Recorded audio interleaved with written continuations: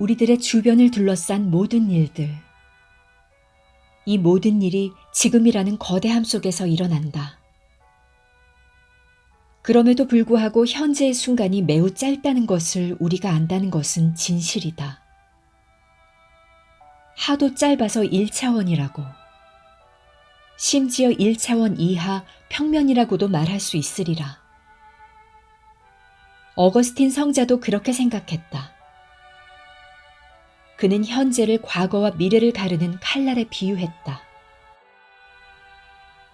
그는 현재는 더 작은 부분으로 나눌 수 없으며 시간상의 연장이 없으며 지금은 모든 차원을 다 떠나 있다고 말했다. 다시 말해서 지금에는 깊이도 없고 상하도 없고 다만 그저 존재할 뿐인 것이다. 우주 만물은 비교적 동일한 속도로 시간을 통과하며 움직인다. 분명 사람들이 별로 가지 않은 길이라는 말은 할 수 있지만 사람들이 별로 통과하지 않은 시간이라는 말은 없다. 그런 의미에서 시간은 우리 모두가 밀려서 통과해온 하나의 길 또는 터널이라 할 수 있다. 현재는 우리의 온 삶을 담기에는 턱없이 작은 곳으로 보이고 그것이 우리가 가진 전부라고 말할 수도 있겠지만 동시에 그것은 우리 모두보다 훨씬 큰 존재다. 지금은 우리가 보는 모든 것을 담는다. 실은 우리가 볼 수 있는 그 이상을 담는다. 현재의 순간은 거대하다. 그 크기를 가늠하는 일은 지금이 온 지구를 포괄한다는 사실에서 출발한다. 우리는 모두 대륙과 대양과 산맥을 담고 있는 동시적 순간에 참여하고 있다. 세계 곳곳의 지역 시간을 무시한 채 인터넷 작동을 24시간 단위의 하루로 통일 조정하자는 안건이 상정되어 있다. 이 제도가 채택되면 인터넷의 지구 보편시는 광속으로 지구 전체를 담는 지구의 지금과 매 초마다 동일할 것이다. 그럼에도 불구하고 지금은 또한 우리 지구를 넘어 확장된다. 그것은 광속으로 1.3초 거리에 있는 달까지 닿는다. 하지만 거리가 더 멀어지면, 즉 태양까지의 거리인 1억 5천만 킬로미터가 되면 동시적 순간은 사라진다. 그것이 어떻게 가능한가? 우리는 태양빛이 지구에 도달하는 데 8분이 걸린다는 것을 알고 있고 상식적으로 생각할 때 그런 시간 간격을 단순히 보정하면 된다고 쉽게 설명할 수 있다. 예를 들면 지금 이 순간 태양에 거대한 홍염이 일어난다고 상상할 때 우리가 그 홍염을 보려면 8분이 걸리겠지만 우리는 신의 눈처럼 동시에 모든 것을 본다고 직관적으로 생각할 수 있다. 우리는 그 홍염이 지금 발생하고 있다는 것을 안다. 단지 즉시 보지 못할 뿐이다. 하지만 시간은 그렇게 운반 가능하지 않다. 비록 전 우주를 포괄하는 하나의 현재가 있다는 직관적 생각이 우리에게 있다 해도 아인슈타인 이후로 물리학자와 과학자들은 시간이 지역적이라는 것을 발견했다. 보편적 지금은 없다. 따라서 상대성 원리를 적용할 때 시간은 우주의 각 지역마다 다른 속도로 흐른다. 거리는 왜 이렇게 시간에 영향을 미치는가? 우주의 각 곳마다 시간을 다른 속도로 흐르게 하는 것은 무엇인가? 시간의 템포를 변화시키는 것은 무엇인가? 아인슈타인은 우리의 여행 속도가 광속에 더 가까워질수록 시간은 더 느려진다는 것을 발견했다. 스티븐 스필버그의 영화 제3의 종과의 조우에서 30년 전에 외계인에게 납치되었던 2차 대전 조종사들이 마침내 우주선을 탈출했을 때의 나이가 이전과 똑같았던 것도 그런 이유 때문이다. 그렇게 속도와 상대성은 시간에 영향을 미친다. 하지만 공간 역시 시간에 영향을 준다. 더 큰 우주 속에서 거리는 단지 다양한 지역의 지금을 분리시킨다. 별과 은하의 상대적 움직임, 그리고 빛이 우주를 가로지르는데 걸리는 시간 덕분에 인간은 각자 자신만의 지금을 가진 일종의 시간 메들리를 이루고 있다. 뿐만 아니라 중력도 시간에 영향을 미친다. 커다란 항성이나 별의 경우 시간은 수백 킬로미터 상공에서보다 지표면에서 더 느리게 흐른다. 지표 시간과 고지대 시간의 차이가 극적인 가능성을 품고 있기 때문이다. 궁극적으로 우주의 모든 곳은 상대성에 의해 격리된 시간적 고립 상태로 존재하는 것으로 보인다. 각 곳의 지금은 우주를 한꺼번에 포괄하는 동시적 우주의 순간을 통해 연결될 수 없다. 우주 모든 곳이 동의할 수 있는 유일한 우주적 동시성은 우주가 탄생한 순간 그들이 가졌던 시간적 거리다. 그 외에는 모든 지역이 홀로 있다. 하지만 이런 사실들은 우리가 체험하는 나날의 지구 현실에 비할 때 우회로나 추상에 가깝다. 비록 우리 항성이 시간대로 분할되어 있긴 하지만 사실상 시간은 한순간 안에 존재한다. 지금에 대한 우리의 정의는 우주와 아무런 관계가 없다. 적어도 아직까지는 그렇다. 우주 내 시간이 수능적이고 유연하긴 해도 오직 현재만이 존재함을 우리는 모두 본능적으로 분명히 알고 있다. 우리는 미래로 가서 상황을 변화시킬 수도 과거로 돌아가 무언가를 바꾸어 놓을 수도 없다. 우리는 현재의 순간에 갇혀 있다. 비록 우리의 기억이 사실이라는 것을 알고 있다 해도 현재의 관점에서 볼 때는 과거 역시 환각일 수 있다. 우린 절대 과거로 돌아갈 수가 없기 때문이다. 과거로 가는 문은 잠긴 채 저 먼 곳에 있다. 인류가 발명한 사진, 영화, 영상 기술은 과거를 좀 더 살아있는 것으로 만들었지만 우리가 벽에 걸린 사진이나 책상 위의 기념품 등의 물리적 증거들을 아무리 많이 모은다 해도 과거와 실제로 접할 수는 없다. 이것은 우리의 비극인 동시에 해방이다. 우리는 얼마나 끝없이 재창조되는가. 또한 우리에게 미래는 불투명하다. 어떤 면에서 인간은 미래를 향해 뒷걸음질하면서 현재를 일종의 주변적 시각으로 보고 있는 존재라고도 할 수 있다. 20세기 철학가이자 비평가인 발터 베냐민은 이렇게 이야기했다. 천사는 여기 머물면서 죽은 자를 깨우고 이미 부서진 것을 온전하게 해놓고 싶어 한다. 하지만 천국에서 폭풍이 몰아닥치고 있다.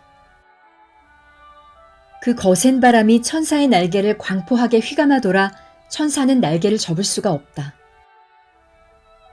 폭풍 때문에 그는 저항도 못한 채 등을 돌리고 있는 미래로 떠밀려가고 그동안 그 앞에는 파편 조각이 계속 쌓여 하늘에 가 닿는다. 우리 역시 마찬가지다. 기차에서 뒤로 앉아가는 승객처럼 우리는 단지 지나온 풍경만을 볼 수 있고 앞에 있는 것은 볼 수 없다. 시계와 달력은 시간을 재고 미래의 사건을 예상할 수 있게 해주지만 다가오는 사건을 미리 사고할 수 있다는 잘못된 세계관을 주기도 한다.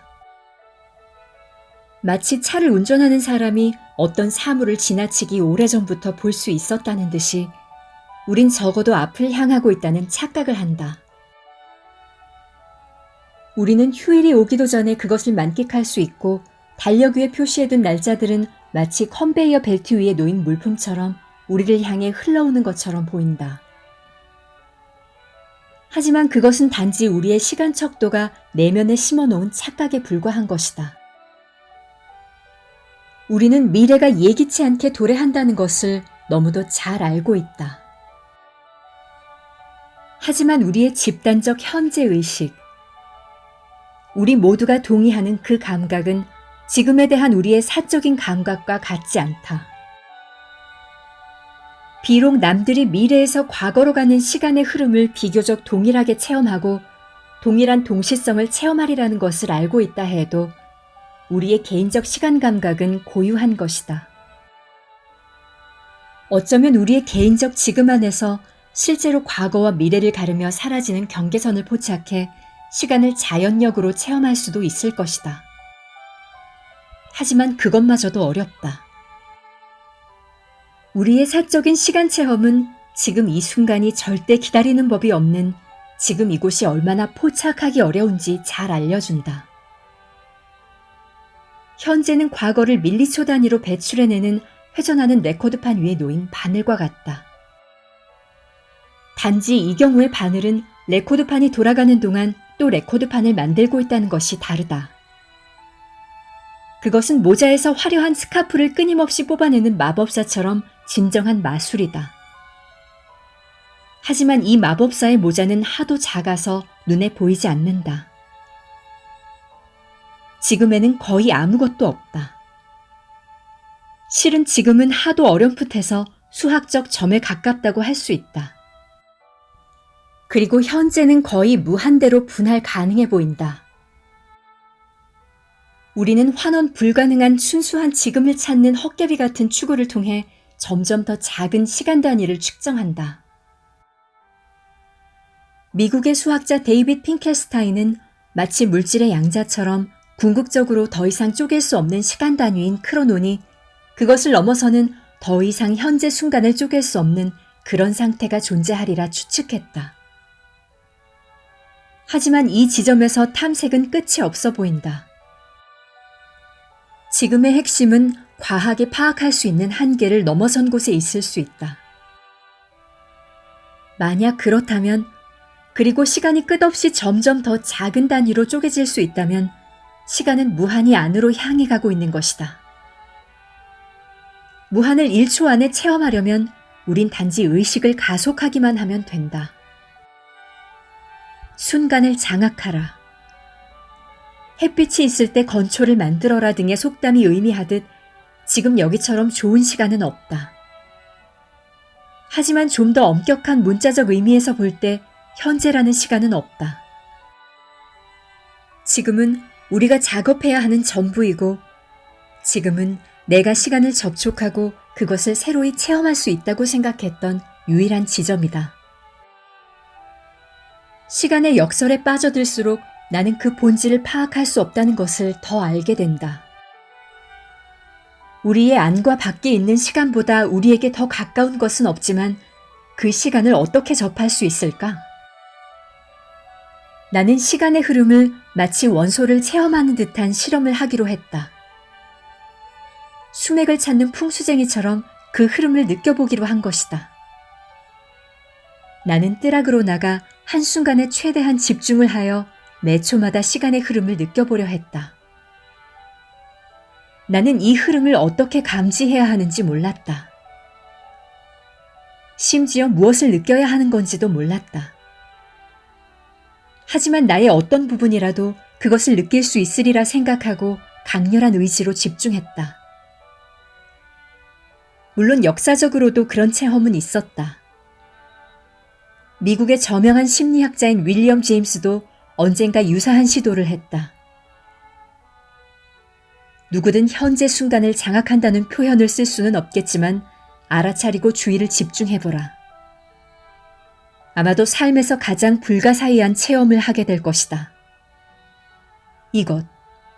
이 현재는 어디 있는가? 그것은 우리의 이해 속에 녹아있고 우리가 접하기도 전에 달아나며 존재하는 순간 사라지고 만다. 현대 미술의 아버지라는 평을 받고 있는 위대한 프랑스 화가 폴 세잔 역시 현재를 장악하고 체험해보려 했다. 그는 이렇게 썼다. 지금 이 순간 시간의 한 점이 스쳐 지나가고 있다. 그 실체를 물감으로 포착하라. 그러려면 마음속에 있는 모든 것을 내보내야 한다. 우린 그 순간 자체가 되어야 한다. 며칠간을 그렇게 실험했더니 무언가가 일어났다. 나는 순간을 체험했을 뿐만 아니라 시간 자체의 질감까지도 느꼈던 것이다. 나의 문밖 테라스 가장자리에는 잎이 넓은 상록대나무가 몇 그루 자라고 있다. 위도가 꽤 높은 북쪽까지도 자랄 수 있는 일본 품종이다. 댄잎은 에메랄드빛으로 열대성이라서 진달래와 함께 이른봄 내뜰락에서 여름 잎새를 보여주는 유일한 나무다. 3월의 마지막 밤 따스한 남쪽 바람이 불기 시작하자 나는 여름의 첫 숨결을 느껴보리라 마음먹고 밖으로 나갔다. 별이 총총했다. 마야 제국의 시간을 관리했던 역법의 항성인 목성은 남쪽 하늘 한가운데서 밝게 빛나고 있었다. 산들바람이 댄잎을 사각거리며 지나갔고 그 휘돌아가는 바람이 나의 살갗을 부드럽게 어루만져 주었다. 그 순간 나는 바람이 내 살갗 깊숙이에서 불고 있음을, 나를 아주 부드럽게 통과해서 흐르고 있음을 느꼈다. 따스한 바람이 내 살갗을 쓸어내려가더니 근육과 뼈에 도달하고 나의 세포에까지 도달했다. 마치 바람이 그 모든 것들을 관통하는 것을 내가 다 느끼는 것 같았다. 그때 나는 바로 그것이 시간이라는 것을 깨달았다. 적어도 내게는 그랬다. 육신을 관통하는 바람. 실은 모든 물질을 다 관통하는 바람. 그런 깨달음이 찰나에 온 것처럼 육신의 느낌도 찰나에 사라졌다. 다시 한번 시간의 손길 밖으로 추방되어 나는 산들바람에 서걱거리는 밤의 댄잎을 보고 있었다. 이후 나는 그것이 순전히 나만의 시간 체험이었는지 아니면 내가 정말 적어도 잠시 동안은 매우 심오한 체험, 시간에 대한 새롭고 본질적인 체험을 한 것인지 궁금해졌다. 며칠 후 나는 로렌스의 시 성공한 남자의 노래에서 내가 아니야. 바람이 나를 통과하며 부는 거야. 라는 구절을 발견했다. 그랬다. 로렌스 역시 시간의 바람을 느꼈던 것이다. 그것은 일종의 비어있는 바람. 거의 불길하긴 해도 궁극적으로는 감격적인 바람이었다. 그는 그 바람에 실려가고 싶었고 시간의 새로운 방향이 되고 싶었다. 그 바람은 시간의 흐름이 내가 생각한 것보다 훨씬 더 공기와 같다는 것을 의미했다. 마치 극히 미세한 모래폭풍이 불 때 모래가 스며들지 않는 것이 하나도 없는 것처럼 시간은 강철과 콘크리트와 별들마저도 비어있는 공간처럼 쉽사리 통과할 수 있음을 나는 깨달았다. 만물은 시간을 거르는 체이고 시간이 없는 곳은 없다. 시간을 못 들어오게 할 수도 없다. 1000톤의 콘크리트 벽 안에 강철 상자를 넣고 그 안에 다이아몬드를 채운한다 해도 시간은 여전히 망창을 통과하듯 쉽게 그 벽과 다이아몬드를 통과하여 불어갈 것이다. 내가 뜰에서 했던 것처럼 현재 순간을 명상하지 않고도 비교적 단시간 동안에 일어나는 시간의 효과를 체험하는 방법이 있다. 만약 우리가 가장 잘 알고 있는 세상에 시간이 보이지 않게 미치는 작용을 목격할 수 있다면 아마도 좀 더 밀접하게 시간을 알 수 있으리라. 1세기의 루크레티우스는 이렇게 말했다. 누구도 시간 자체를 느끼지 못함을 우린 고백해야 한다. 다만 사물의 비약이나 정지를 통해서만 시간을 알 뿐. 휴가를 다녀온 후 집에 있는 물건에 시간이 미친 영향을 아마 모두 느껴본 경험이 있을 것이다. 처음에는 모든 것이 확실히 이전과 동일하다. 의자와 탁자. 가구들은 깨끗하고 두고 간 것 그대로 있으며 쇼핑 목록을 적은 쪽지도 식탁 위에 그대로 놓여 있다. 냉장고는 평화롭게 윙윙거리고 있다. 커튼도 두고 간 그대로 닫혀 있다. 하지만 어떤 변화, 시간이 침투한 흔적이 있다. 그릇에 담긴 사과는 시들어 쭈글거린다. 욕실 세면대 위 유리잔에 담겼던 물은 완전히 증발해버렸고 잔 안쪽에 층층이 하얀 동그라미를 남겼다. 마치 어떤 존재가 그 어떤 자물쇠나 보안장치도 막을 수 없는 무언가가 우리가 없는 동안 집안에 들어와서는 사물을 조금씩 변화시키며 미세한 작업을 한 것만 같다. 대부분 이전과 다름없어 보이나 실은 시간의 손끝이 스치지 않은 것은 하나도 없다. 나무 의자의 니스칠은 좀 더 누래졌고 냉장고 모터는 약간 더 닳았으며 집의 집안도 알아차리지 못할 만큼 내려앉았다. 어떤 면에서 우리는 이전과 같은 집에 돌아온 게 아니다. 이곳을 다녀간 시간의 채가 원래 있던 물건들을 다 치우고는 약간 변형된 복제품을 들여놓은 것이다. 이렇게 하면 적어도 직관적으로는 시간을 관찰하는 일이 매우 쉬워 보일지 모른다. 그러나 여전히 시간을 파악하는 일은 어렵다.